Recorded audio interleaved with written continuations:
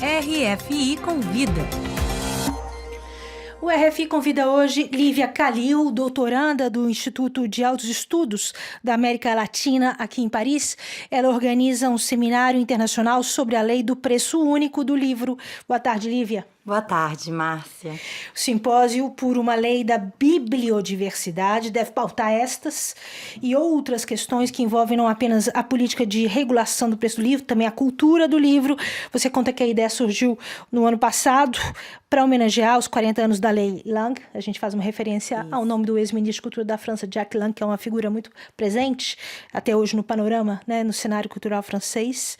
É uma lei que foi aprovada em unanimidade pelo Congresso francês em 1981, que mobilizou massivamente a sociedade francesa, que combatia a concorrência desleal contra as livrarias. Eu queria que você começasse explicando os efeitos dessa lei aqui na França. Claro. Primeiramente, Márcia, muito obrigada, e é um prazer estar aqui falando um pouco sobre a Lei Lang e sobre as perspectivas no Brasil. Hoje a gente pode ver que a Lei Lang teve um bilan, como diria em francês, né? Os resultados foram muito expressivos ao longo desses 40 anos, né? Ela hoje consegue não só regulamentar o preço dos livros, mas os objetivos principais dessa lei era manter uma rede densa de livrarias, né, em todo o território nacional, livrarias independentes, apoiar o pluralismo editorial e a diversidade de publicações. E hoje o que a gente vê aqui na França é exatamente isso, né? Hoje a França conta com mais de 3.200 livrarias independentes e o acesso ao livro ele é muito mais democratizado por conta dessa lei. Houve no início um certo medo de que isso pudesse acarretar um aumento dos preços, mas não foi o que foi observado, né? Mesmo porque houve uma regulação do Estado, imagino, da participação da sociedade. E vamos falar no feijão com arroz o que isso significa. Significa que as grandes surfaces, como a gente diz aqui na França, as gigantescas livrarias não dominam o preço do livro, porque a partir dessa lei você pode ter uma regulamentação maior, um equilíbrio, ou seja, a sobrevivência das pequenas livrarias, ela é garantida, né? Então o comércio do livro nesse mercado gigantesco aqui na França e no Brasil também, que tem um potencial enorme, não é tão gigantesco, mas tem um potencial, fica um pouco mais equilibrado, não é isso? Exatamente. As livrarias independentes têm muita dificuldade e não tem condições de fazer frente às práticas comerciais muito agressivas dessas grandes redes, né? Como, por exemplo, aqui na França, a lei ela passou a fazer, ela teve eco, né? Passou-se a querer se institucionalizar uma lei de regulamentação do preço do livro a partir de meados dos anos 70, que foi quando surgiu a FNAC. Então, essas grandes redes que pressionavam muito as editoras para que houvesse um desconto de revenda de até 20%. Então, as livrarias independentes, elas realmente não têm condições de fazer frente a essas práticas comerciais muito agressivas, né? Vamos lembrar de um fato recente, né? De defesa do amor que a sociedade francesa tem por esse objeto livre, ou por essa livraria, ou pelo ato de ler, que não precisa só do objeto, você pode ler também, né, de outras formas, mas recentemente houve em Paris, a prefeita de Paris falando, né, apoiando as pessoas contra a Amazon, né, em defesa das pequenas livrarias. Queria conversar com você sobre... A gente já tem um projeto de... Vamos fazer a ponte com o Brasil. Nós já temos um projeto de lei tramitando no Senado brasileiro nesse sentido, você lembra isso? O projeto da Lei Política Nacional do Livro e Regulação de Preços, é a PL 49 de 2015, que deve ser compreendido como uma extensão da Lei do Livro de 2003. Qual o efeito essa PL teria se aprovada no Brasil? Márcia, essa é uma pergunta muito importante, né? Porque, bom, o projeto de lei de autoria da senadora Fátima Bezerra foi criado, então, em 2015 e tramita desde então no Senado. E ele tem por objetivo e diretrizes fomentar o livro como bem cultural. Muito importante a gente lembrar isso, né? Que o livro ele não é um produto como os outros. O livro ele é esse acesso à cultura, à informação, ele é também algo muito afetivo para as nossas sociedades, né? Então, além de fomentar o livro, garantir que sua oferta seja acessível ao grande público pelo estímulo da leitura, a pluralidade das publicações, né? Garantir o que a gente chama de bibliodiversidade, né?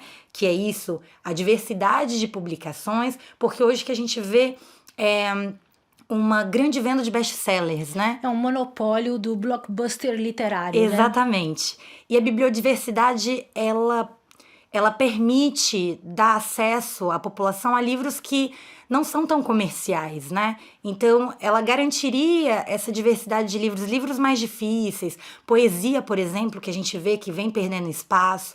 Essa lei, ela daria esse suporte, né, a todas a visibilidade. Exatamente, a todas essas publicações e, claro, estabelecendo o preço do livro de venda diretamente ao consumidor, a gente poderia assegurar a oferta ampla desse bem cultural em todo o território nacional, porque o que a gente vê hoje no Brasil é uma espécie de desertificação, né?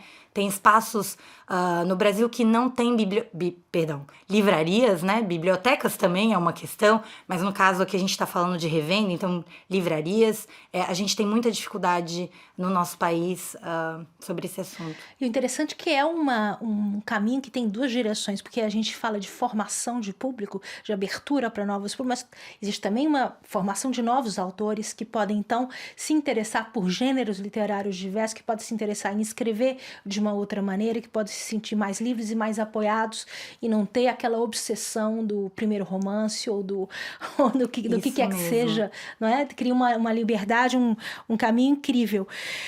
Então vamos falar do Brasil, né? Já que estamos falando dessa lei da bibliodiversidade, essa coisa que pode acontecer. Vai ser votado assim? Quando vamos ter um voto do Senado? Como Ainda que tá não isso? temos perspectivas.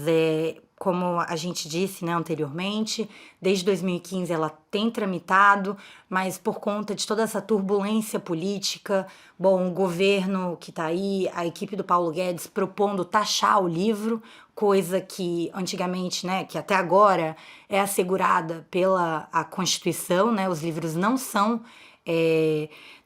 taxados, não tem impostos sobre os livros. Sim. Mas isso não diz... informação importante. Exatamente, isso não diz respeito às contribuições, né?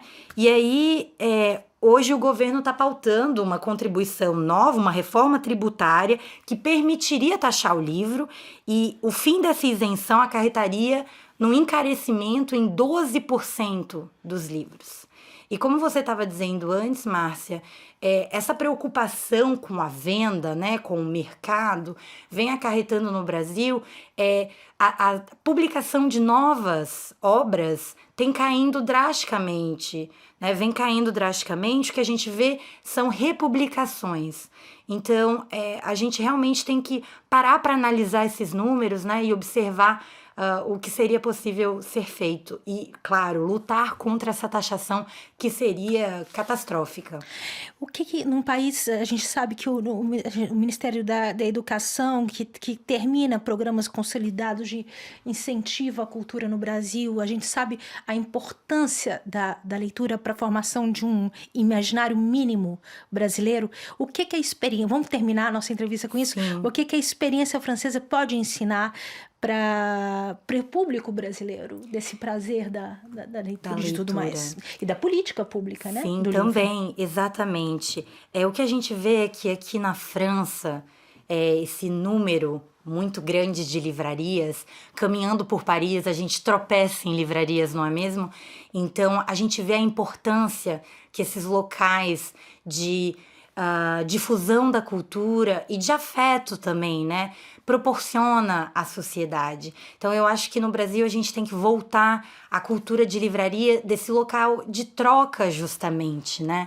Esse local que o comércio online não proporciona. Os livreiros, quando a gente vai até uma livraria e a gente troca com o livreiro, eles nos oferecem uma abertura, né, ao mundo. Porque às vezes quando você tem uma coisa na cabeça, né, enfim, você entra num site, você fala, vou comprar esse livro. Na livraria não, você é acolhido, você tem uma experiência social diversificada. Então acho que A experiência francesa, ela traz isso, uma relação mais próxima, uma relação realmente muito mais humana entre as pessoas, né, os leitores, a sociedade como um todo, o livro e as livrarias. Muito obrigada, Lívia Kalil, doutoranda no Instituto de Altos Estudos da América Latina, que organiza o Simpósio por uma Lei da Bibliodiversidade, um simpósio internacional aqui em Paris. Muito obrigada pela sua participação Eu de que hoje no agradeço. RF em Convida. Obrigada, Márcia.